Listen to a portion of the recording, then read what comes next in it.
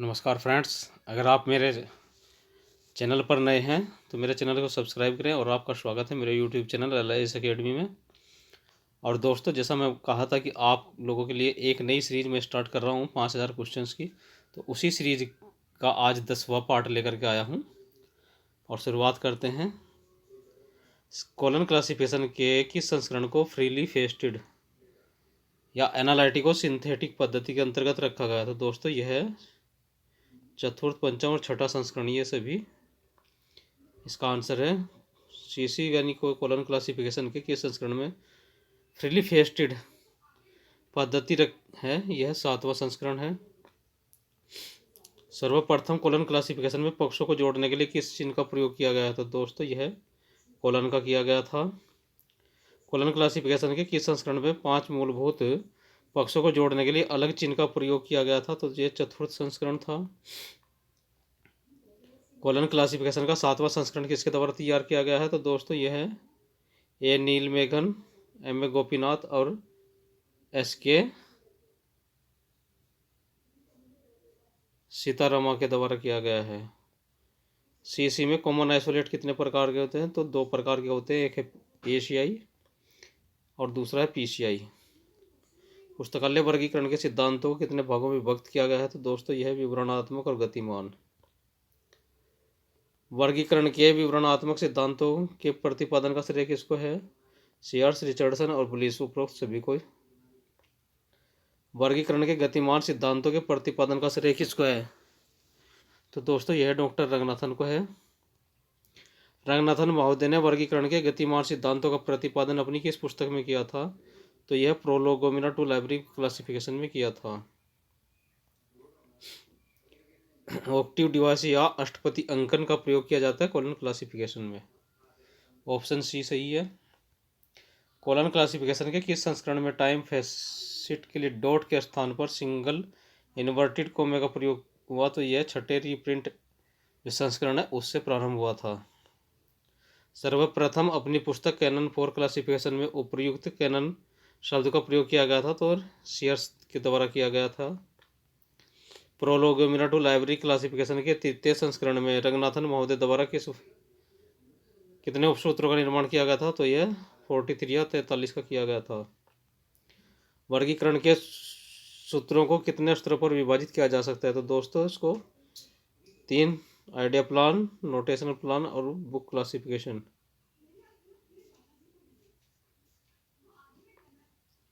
सूचियों का मिलान कीजिए। तो दोस्तों, सूचियों का मिलान करते हैं। इसका जो आंसर है वह कैनन फॉर आइडिया प्लान क्या है?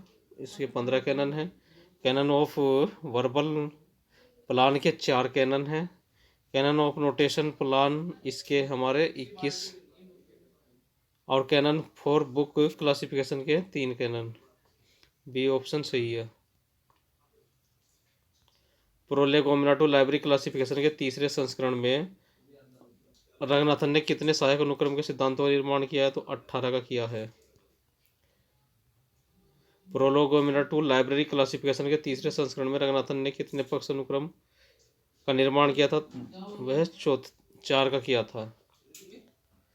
प्रोलोगोमिना टू लाइब्रेरी क्लासिफिकेशन के तीसरे संस्करण में रंगनाथन ने कितने अभिधारणाओं अर्थात पोस्टुलेट्स का निर्माण किया था? तो यह 13 है। कोलन क्लासिफिकेशन में PCI कितने प्रकार का होता है? तो दोस्तों, एनर्जी और पर्सनालिटी 2 प्रकार के PCI पोस्टराइजिंग कॉमन आइसोलेट होते हैं। बस समन्वय। कौन से वर्गीकरण पद्धति में रिलेटिव इंडेक्स का प्रयोग किया गया? तो दोस्तों, ये DDC में किया गया है। वर्गीकरण शोध के लिए जाने वाली कौन सी संस्था है? तो दोस्तों, CRG, DRTC, ISCO और FIDCR उपरोक्त सभी संस्थाएं वर्गीकरण शोध के लिए जानी जाती हैं। 5 मूलभूत श्रेणियों का संक्षिप्त नाम क्या है? तो उनको हम संक्षेप में PMEST कहते हैं। और फ्रेंड्स, पक्ष विश्लेषण का प्रयोग किसके द्वारा किया गया? तो यह हमारे डॉक्टर रंगनाथन के द्वारा किया गया है। पुस्तक व्यवस्थापन के लिए अपूपा पैटर्न किस के सिद्धांत का प्रतिपादन किया गया है? SR रंगनाथन जी के द्वारा अपूपा पैटर्न के सिद्धांत का प्रतिपादन किया गया है। आधुनिक पुस्तकालय वर्गीकरण को स्थापित करने का श्रेय किसको है? तो ये मेलविल डीवी को है। दो या दो से अधिक फेसिट्स के बीच संबंधों का अध्ययन क्या कहलाता है? तो दोस्तों ये इंटरफेसिट फेस रिलेशन कहलाता है। एक ही पक्षों के दो एकल या आइसोलेट के बीच संबंध क्या कहलाता है? तो दोस्तों ये इंटर एरे फेज रिलेशन कहलाता है। सीसी के छठे संस्करण के कितने भाग होते हैं? तो दोस्तों ये 3 भाग होते हैं। यूडीसी का प्रथम एमआरएफ संस्करण किस वर्ष प्रकाशित हुआ था? यह 1992 में स्थापित हुआ था। यूडीसी का अद्यतन एमआरएफ किस संस्करण में प्रकाशित हुआ था? यह 2018 के एडिशन में प्रकाशित हुआ था। कॉलन क्लासिफिकेशन में छठा संस्करण किस वर्ष प्रकाशित हुआ था? तो दोस्तों ये 1960 में प्रकाशित हुआ था। सीसीसी में के छठे संस्करण का पुनर्मुद्रित या रिप्रिंट संस्करण किस वर्ष प्रकाशित हुआ था? तो 1963 में प्रकाशित हुआ था। कॉलन क्लासिफिकेशन का डेप्थ वर्जन किस वर्ष प्रकाशित हुआ था? तो दोस्तों यह 2012 में प्रकाशित हुआ था। सीसी का डेप्थ वर्जन किसके द्वारा प्रकाशित किया गया है? तो यह इंडियन स्टैटिस्टिकल इंस्टीट्यूट के द्वारा किया गया है। किसने कहा था notation as a shorthand sign? तो दोस्तों यह ईसी रिचर्डसन महोदय ने कहा था कि notation as a shorthand sign. Phonics schedule किस वर्गीकरण की विशेषता है? तो यह डीडीसी की है। कैटेलॉग शब्द की उत्पत्ति किस भाषा के शब्द से हुई है? तो दोस्तों ये काटा प्लस लोगस से हुई है। कैटेलॉग शब्द की उत्पत्ति किस भाषा से हुई है? ये ग्रीक भाषा से हुई है। पुस्तकालय संग्रह की कुंजी किसे कहा जाता है?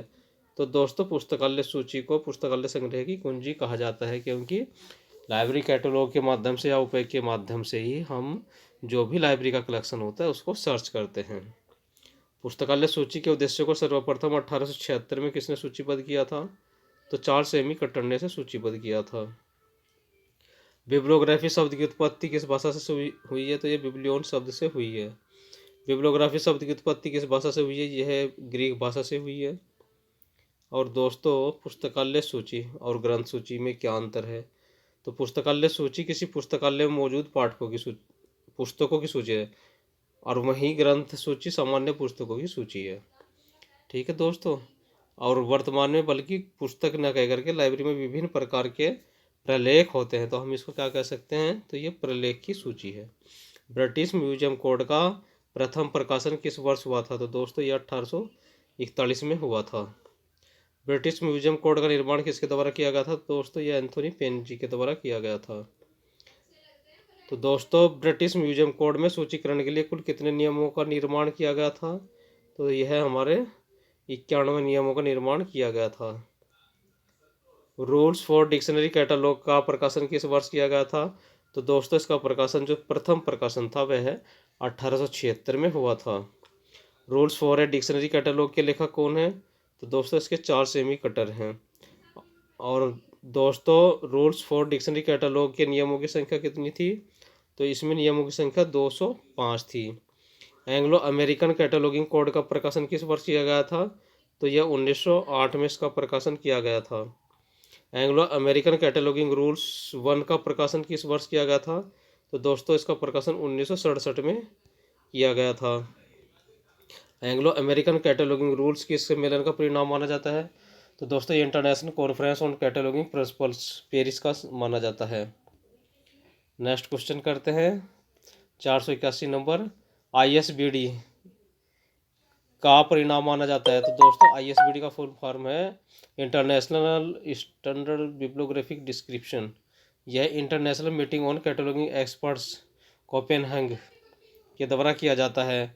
International meeting on cataloguing experts Copenhagen किस वर्ष आयोजित किया गया था? तो ये 1969 में किया गया था।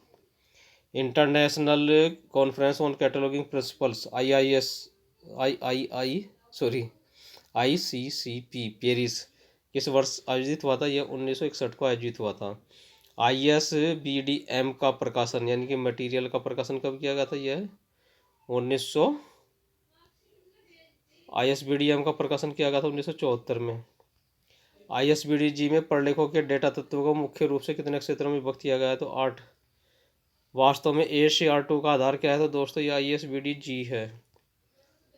ACR2 का प्रथम प्रकाशन किस वर्ष किया गया था? तो ये 1978 में किया गया था। ACR2 का पुनर्संशोधित संस्करण किस वर्ष किया गया था? तो ये 1998, 1988 और 2002 में किया गया था। क्लासिफाइड कैटलॉग कोड के लेखक कौन है? तो डॉक्टर SR रंगनाथन है। क्लासिफाइड कैटलॉग कोड का नवीनतम संस्करण है, 5वां संस्करण है। CCC का 5वां संस्करण कब प्रकाशित हुआ था? 1964 में प्रकाशित हुआ था इसका 5वां संस्करण और लास्ट संस्करण। सूचीकरण के कितने उपसूत्र हैं? तो दोस्तों सूचीकरण के हमारे 9 उपसूत्र हैं। पुस्तकालय सूची का माप इंच में क्या होता है? 5 इंच गुना 3 इंच। और दोस्तों पुस्तकालय सूची का ही माप सेंटीमीटर में कितना होता है? यह होता है 7.5 गुना 12.5 सेंटीमीटर। नेक्स्ट क्वेश्चन करते हैं। पुस्तकालय सूची की मोटाई सेंटीमीटर में क्या होती है? तो दोस्तों 0.025 सेंटीमीटर होती है, यानी कि लगभग 25 mm से भी कम। पुस्तकालय सूची का कौन सा स्वरूप real in time interactive retrieval system कहलाता है? वह ओपेक है। मार्क 1 को कब लॉन्च किया गया था? यह 1966 में लॉन्च किया गया था।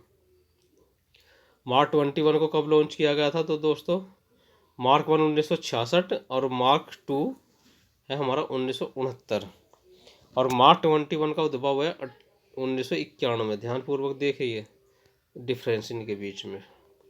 मार्क 21 का निर्माण 2 को मिलाकर किया गया है, US मार्क और can mark, United state mark और कनाडा मार्क को मिलाकर के मार्क 21 का निर्माण किया गया है।